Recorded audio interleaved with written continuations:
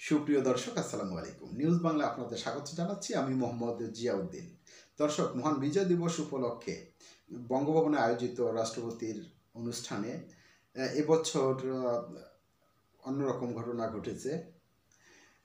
প্রধান উপদেষ্টা ডক্টর মোহাম্মদ ইউনূস সেখানে যাননি বিএনপির চেয়ারপারসন বেগম খালেদা জিয়া এবং লিবারেল ডেমোক্রেটিক পার্টির প্রধান কর্নেল অবসরপ্রাপ্ত অলি আহমেদ তিনি প্রত্যাখ্যান করেছেন একেবারে বিবৃতি দিয়ে, এবং বৈষম্য বিরোধী ছাত্র আন্দোলনের নেতারাও বিবৃতি দিয়ে প্রত্যাখ্যান করেছেন।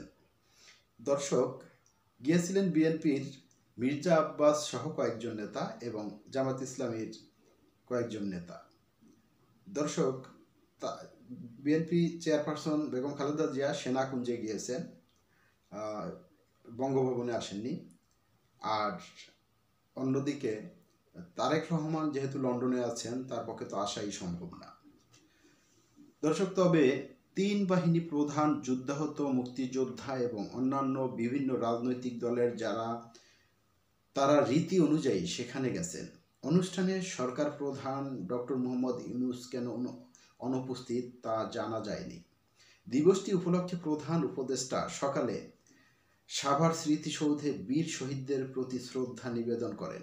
এছাড়া এদিন জাতির উদ্দেশ্যে ভাষণ দেন তিনি।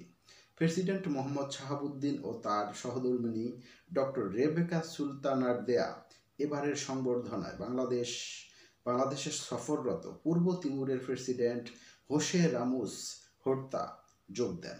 দর্শক, এটাই ছিল সবচেয়ে বড় অতিথি এবছরের।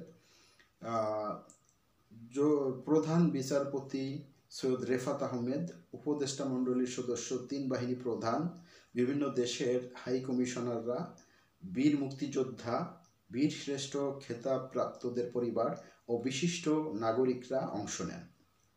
দর্শক, ভালো থাকবেন। আল্লাহ হাফেজ।